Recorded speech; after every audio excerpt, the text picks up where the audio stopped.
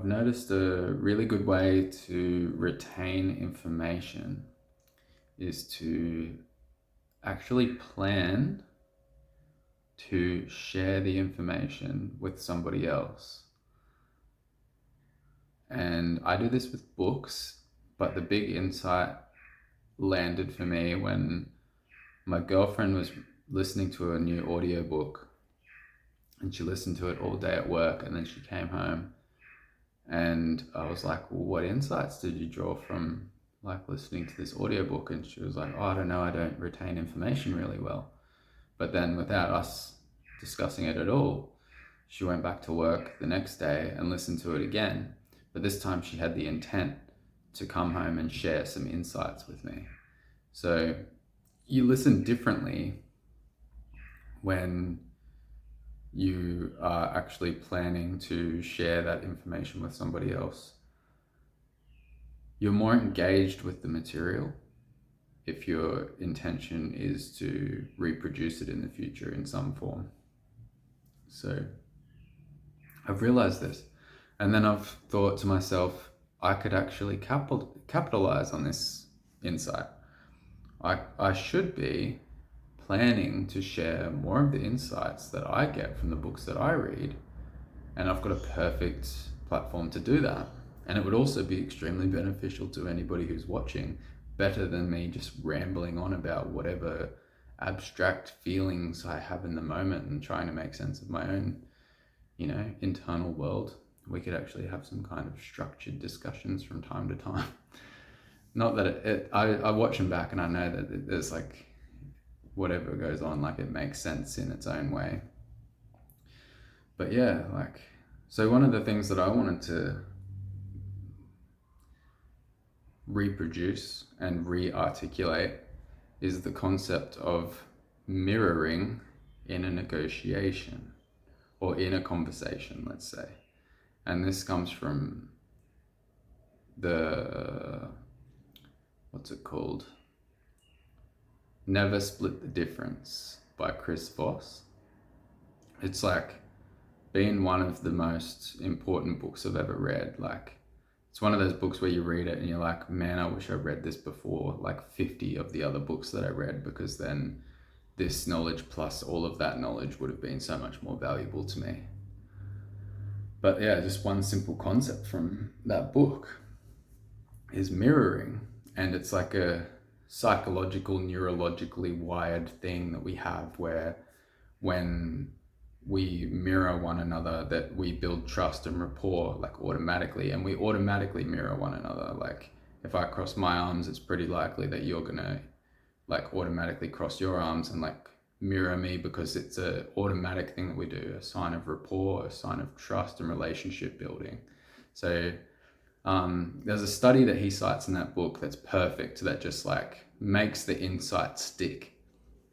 And it is like, they get waiters at a restaurant, they get like half of them to lavish their patrons with praise, like just be really nice to them and say lots of good things, like lots of positive stuff. And then they get the other half not to say anything positive, not to like butter them up at all, and simply just repeat everything back to the patron. So they order their food, so that was a ham cheese sandwich, blah blah blah. And all they did was like mirror back the exact words that were said to them. That was their instruction.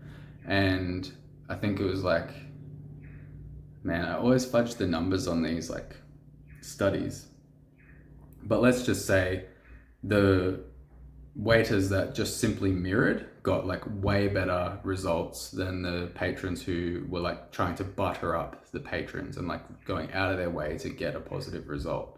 So just simply mirroring, and just with language, you don't even have to do it with your body language, tone of voice, or any of those subtle other forms of communication that we use. Just the words. If you can just mirror the words back to somebody, that is enough to create a really strong sense of trust and rapport. So in negotiation, how this goes is so simple. It's just like just repeating back everything that the other person is saying.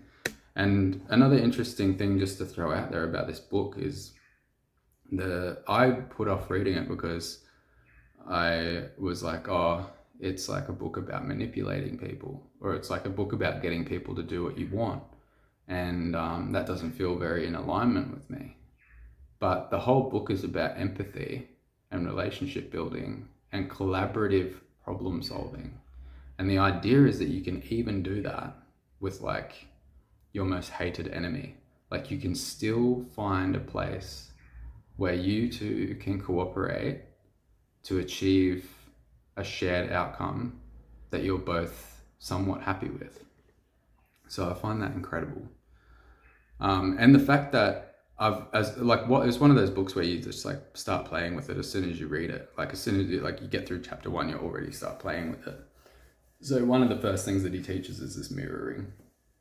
I've finished the whole book now, and I'll probably go through and make a whole bunch of videos or like bring up a bunch of the other key points. But another one of the insights that I had today is one insight goes a long way, because I keep not making videos because I'm thinking like I've got to make a video about all of these points. But then I recorded a video recently where I only had one very simple thing in my head, and it went for like 20 minutes. And I realized it's not about the insights that I've already had, it's about the insights that emerge in the moment. Like that's what actually makes these interesting. And that's what actually is valuable to me. Like if I'm just repeating a bunch of stuff that I already know, then it's not valuable to me. It might be valuable to other people, but like this process is primarily for me to learn more about myself and to have new insights.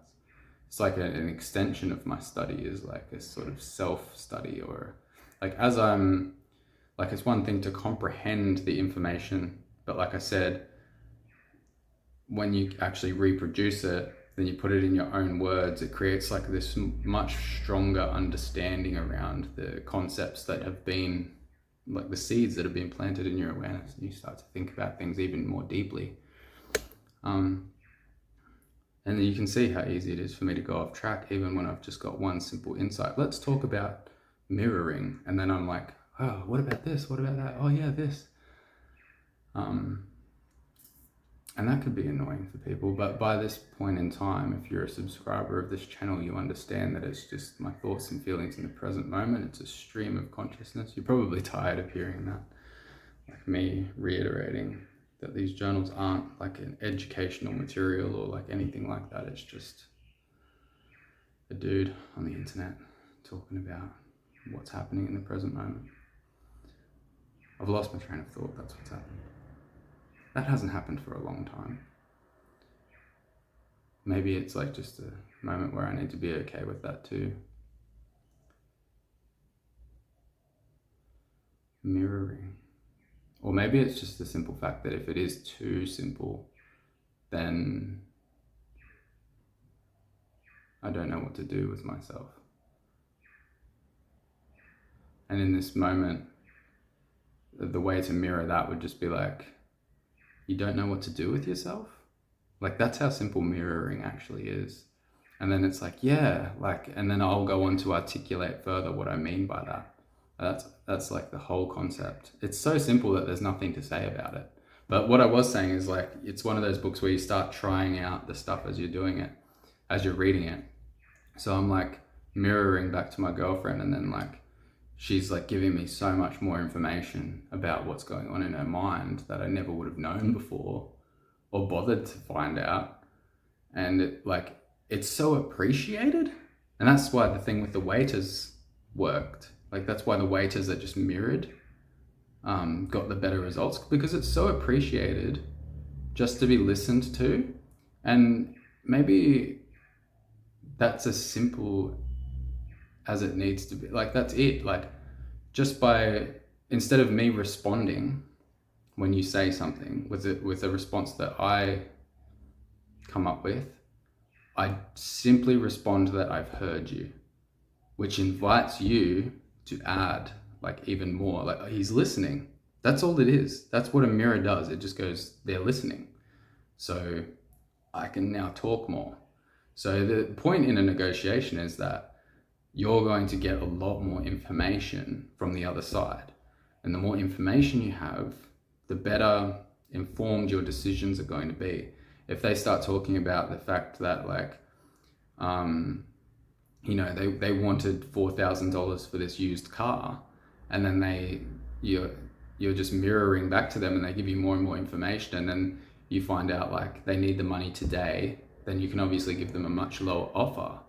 But they're actually not going to be angry about that, because they're going to feel that sense of rapport and that sense of connection, and that you're actually listening to them and you're helping them solve their problem of like they need money today.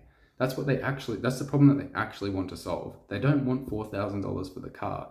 They need to get the money today, and they're afraid that they're not going to get it. Like, that might be their goal. It could be anything, but the idea with mirroring is like you talk less and you listen more and you get more information, and like not in a manipulative way.